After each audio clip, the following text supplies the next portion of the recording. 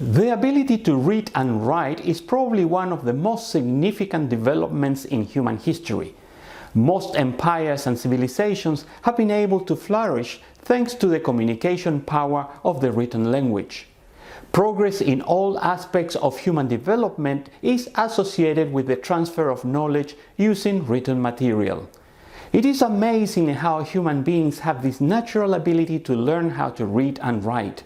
And even with all the new audiovisual technology currently available, such as audio recordings and videos, many people still prefer reading when they want to learn something meaningful. I'm sure one of the reasons for this is that when we read, we are in full control of the learning experience. We decide when we need to go faster, or when we need to slow down, or when we need to go over something a few times, or when we need to stop altogether to meditate about what we have just learned. On top of that, we can make notes on the side of the page to highlight the important pieces of knowledge we have discovered. From the business owner's or manager's point of view, writing our ideas and instructions helps us clarify our thoughts, so we can better explain to the rest of the team exactly what we need them to do and how to do it. Most people need a structure to work effectively, and documentation provides the team with the structure they need. Of course, the assumption is that the documentation available contains an account of how to get the job done in the most efficient and effective way. If the documentation is wrong, we will just make things worse. But even in that situation, documentation will help us discover what we are doing wrong. With documentation, we can discuss specifics instead of just talking about generalizations. Documentation is also evidence of order, and that management has thought the process through. For the team, documentation provides clarity and understanding. It designates the purpose of the work, it shows the steps that need to be taken while doing that work, and highlights the standard that must be achieved as a result of completing that work. There are several processes and systems that should be developed and documented by businesses in horticulture. If a particular process affects customer satisfaction, then that process should be developed and documented. If the process affects product quality, that process should also be developed and documented. And the same applies if a process affects food safety, operator health and safety, or the financial position of the business.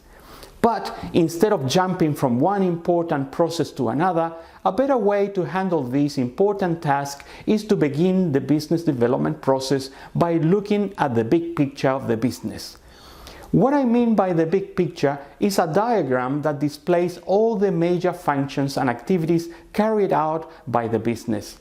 In this example, I highlight the major processes and activities that are typically carried out by most businesses in the horticulture industry. I'm sure this chart closely describes what happens in your own organization, so you will not have to do a lot of work to modify this chart to fit your situation. Once you develop the big picture, you can begin documenting all those important processes one by one. You can choose to start with the processes that are most critical to your business, so you can bring those areas under control as soon as possible. Or you may choose to begin with those processes that you want to delegate to someone else, so you have more time to work on the business rather than in the business. Another alternative is to develop a training program for the workers and then document the procedures and work instructions they will need to develop the skills to do a good job. Regardless of the path you choose, you will quickly realize there are some processes that are more technically demanding than others. And when I say technically demanding, I mean those activities that are directly related to producing high-quality fruits and vegetables. Fruit and vegetable production needs to be closely monitored and normally requires instrumentation, equipment, and procedures that have been scientifically developed and need special attention. Procedures such as seedling production, nutrition and irrigation, and pest and disease management are technically demanding and are therefore documented best using a combination of HACCP tables and work instructions. Other processes that are not as technically demanding, such as input receipt and storage, potting and packing can be simply documented as work instructions. In a future video, I will show you exactly how to document HACCP tables and work instructions. But for now, I would encourage you to prepare the big picture for your business and decide which processes will be developed and documented first.